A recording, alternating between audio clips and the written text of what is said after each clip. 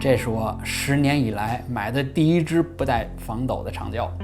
腾龙70-180 2.8光圈这支万众瞩目的镜头，今天呢终于在澳洲第一时间拿到手，怎么样？采风的路子野吧？今天呢就想跟大家聊一聊这支镜头大家都关注的画质怎么样，没有防抖，它的表现如何？另外呢，展示一下长焦镜头的超级微距。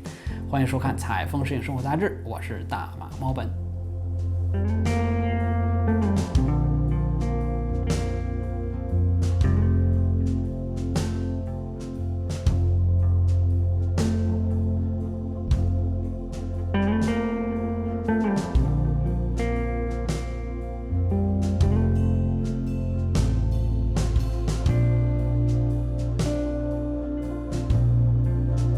各个厂商品牌之间呢都有自己的变焦镜头产品线，然后基本上从品质和价格呢分成大3元、小3元，还有腾龙自己终于补齐的这个省钱3元。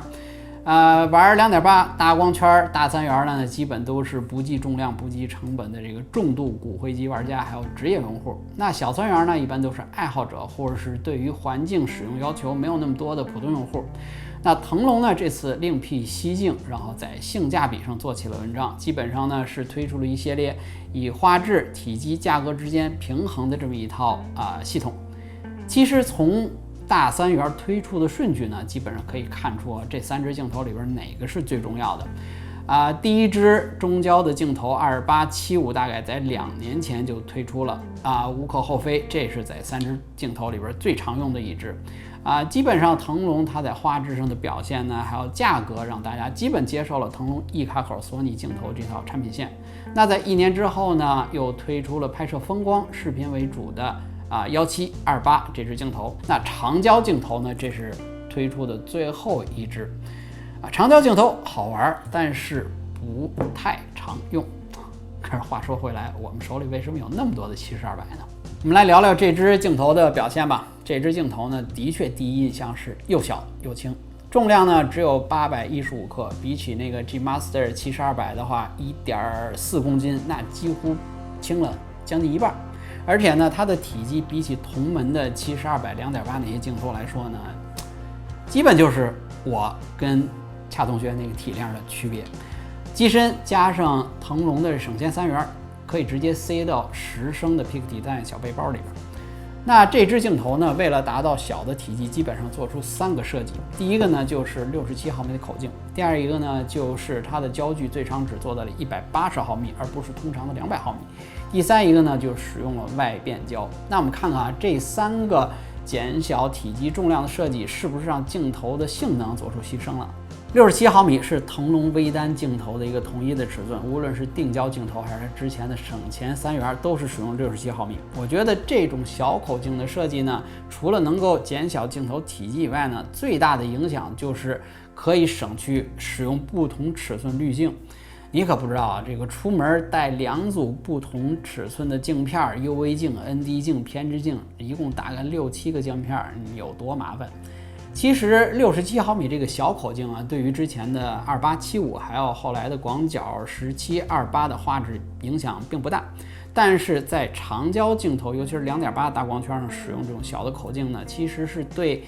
画面的边缘画质多多少少是有点影响。其实这支镜头的中心画质呢是不用担心的，锐度呢在腾龙里边算是非常好的一个中心画质，完全可以喂饱6000万像素的 A7R4。但是你用最大光圈拍摄图会发现边缘画质还是有那么一点点受影响的。当然了，你把光圈收小2档到5.6就可以达到画质全场最好。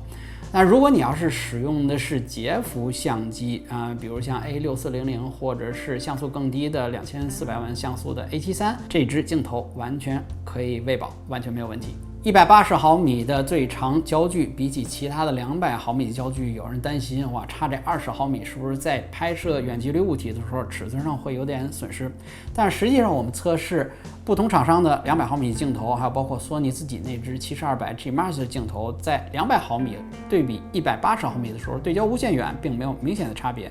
那为了减小这支镜头的体积呢，它使用了外变焦啊。至于什么叫外变焦，大家可以看一下我们上一期佳能 RF7200那期节目里边对于内变焦和外变焦有了比较全面的解释。那这支外变焦的镜头，肯定大家最担心的就是会不会影响它的防尘防水。腾龙这支镜头是有防尘防水设计的。我们在使用它之前的兄弟产品2875还有1728这个1-2年的时间呢，并没有发现在这个恶劣天气里边掉链子的情况。我觉得呢，这支镜头应当还能保证之前的这个品质，可以做到非常好的防尘防水。但是切记，这毕竟是一支长焦镜头，在你变焦的时候，它的活塞效应会更明显，所以尽可能不要在多尘的情况下使用这个变焦。有了小口径滤镜、外变焦，还有最长180毫米这个3个设计的加持，让这个镜头立了一个 flag， 就是长焦大光圈 2.8， 体积最小。作为一个长焦镜头，大家都比较关心这个防抖。传统意义上来讲，长焦不带防抖等于作死。大家看一下佳能那只小白和小白不带防抖的，出了1代以后就停产了。这次腾龙呢，居然在这个长焦镜头里边没有加入防抖的性能，我觉得它是把宝全部压在这个索尼的机内防抖上面了。但是我们做了一下测试啊，就是在180毫米最长焦距端，基本上1/30秒的快门速度，成功率可以达到80%啊。但是如果你使用1/15秒的快门速度啊，这个成功率就基本下降到50%以下了，就基本不可用了。这对比有光学防抖的 G Master 7200，还有是那个7200F4 的镜头，快门速度大概要快了1档左右。说到这支镜头的视频方面呢，大家最关注的无非就是以下3个方面：对焦、防抖和呼吸效应。对焦方面呢，腾龙新更新的 Vega XD 马达对焦安静平稳，几乎听不到对焦马达工作的声音。开启人脸识别后呢，稳定性也不错，得益于索尼强大的对焦系统，对焦迅速准确。但是对于快速移动的物体来说呢，对焦有些许跟不上，有可能在 A9 上表现会更好。防抖呢，有一些出乎我的意料。和带防抖的黑 G7200相比啊，这个基本看不出什么差距，都是需要上多少架。和3轴防抖加持的尼康 Z7200，还有光靠镜头就能实现 5.5G 防抖的 RF7200相比啊，我觉得这个锅必须得甩给一卡口口径实在是太小了啊。呼吸效应呢，在这个体积下控制的十分不错，没有明显的变焦的这种感觉，无论是在70端还是200端。对于拍摄视频的用户来说呢，是非常友好的。长焦镜头在拍摄视频的过程中呢，有2个基本的作用。第一个呢，就是拍摄特写画面。由于镜头结构的特点啊，长焦镜头的分辨率普遍都非常的不错，用来拍摄特写画面呢，可以获得很好的画面细节。还有就是相比于标准变焦镜头，长焦镜头可以获得更好的背景虚化效果。背景虚化3要素，你知道是什么吗？好，那我跟大家说一下，是焦距、物距和光圈大小。通常大家使用大光圈的镜头可以获得不错的虚化效果，但是另外2个要素更加重要。比如同等光圈的情况下，200毫米的虚化效果和24毫米的虚化效果哪一个更好一点？200啊。对啊，你看焦距越长，虚化效果越明显。那物距呢，就是拍摄焦点离焦平面越近，虚化效果越明显。这就是为什么微距镜头光圈有 F16、F18这么小的光圈都可以有非常好的虚化效果的原因。那腾龙这支 F2.8 的大光圈长焦镜头在视频拍摄中呢，可以获得更好的虚化效果，对于提升画面的观感非常有帮助。长焦镜头的另一个作用呢，就是可以营造出非常不错的空间压缩感。所谓长焦镜头的空间压缩感啊，就是我们肉眼看见的物体呢是近大远小的，但是长焦镜头呢可以把远处的物体拍出来那种，这种在近处的感觉。同时，为什么把我的脸拍这么大的原因？长焦镜头呢，同时还能缩短画面中各个元素之间的距离感。这种独特的视觉感受可以很好的表现场景内的主体、背景还有前景之间的这种关系，平衡画面之间的这种元素，让画面呈现出更多的细节。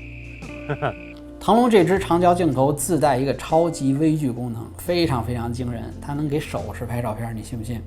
这支镜头的普通微距功能呢，大概是85公分，在所有的7200长焦镜头里面呢，是属于不近不远。这个腾龙这支镜头呢，如果你要把它放在70毫米的焦距，然后放在手动挡，你一直拧啊拧啊拧，你会发现打开了一个新的世界。它的最近对焦距离可以达到了27公分，这可以给这个手势拍一个特写，这比普通的那些带微距的中焦镜头的微距功能甚至还要好。这适合于你在旅行中呢需要一些微距拍摄的人，非常有用，比如拍摄食品啊，或者拍摄一些小的事物。中焦微距的好处是说给你一个正常的视野。在你拍摄微距的时候呢，2.8的大光圈的画质呢稍稍有点肉啊，我建议呢你把光圈收小。几个原因，你在拍微距的时候，2.8的大光圈过浅的景深其实对你的画质并没有太多的好处。另外一个呢，就是收小光圈到 f8 到 f16，既可以得到一个好的景深，另外呢也可以提高锐度。那这个镜头适合什么人呢？如果你在日常外出拍摄的时候有拍人像的需求，我觉得这个镜头可能适合你，因为它全程2.8大光圈，背景虚化，这是加分项。另外一个呢，这个镜头带上机身的防抖，基本上可以应付大多数日光拍摄这个环境。但如果你是一个偶尔会用到长焦的旅行者，很在意重量的话，我觉得也可以考虑这支镜头。